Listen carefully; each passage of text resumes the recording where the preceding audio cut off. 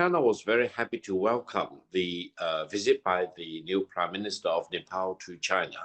For China and Nepal, such important visits is something very natural for China and Nepal because both China and Nepal are sovereign countries, and it's completely up to them to decide how and when such important visits would need to take place.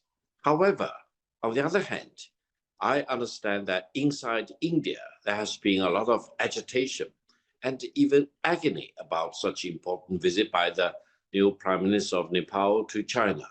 Part of the reason was a kind of agony that, unlike what the previous prime ministers of Nepal have done, not only for years, but for decades, India has always been the first country such new prime minister of Nepal would visit.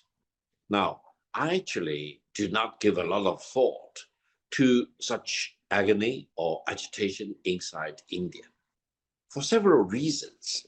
One is that I truly believe it is up to the decision of the Prime Minister of Nepal to decide which country he wants to visit and which country he wants to visit the first. Therefore, I think both China and India should learn how to look at the situation from the Nepalese perspective.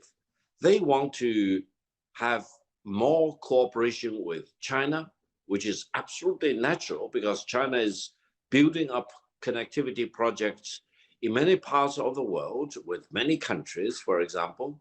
And what Nepal really lacks is high quality connectivity projects and also manufacturing and industrialization, which will boost their efforts to achieve modernization and to help them to lift more and more people out of poverty. From this perspective, the decision to visit China ahead of India is not illogical, it's not irrational, it's absolutely rational decision and logical decision.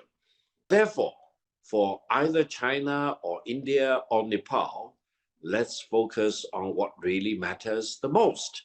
That is economic development, connectivity, modernization, manufacturing. These are the most important things for Nepal today. As far as Nepal is concerned, it really wants to develop good relations with China on the one hand and India on the other hand.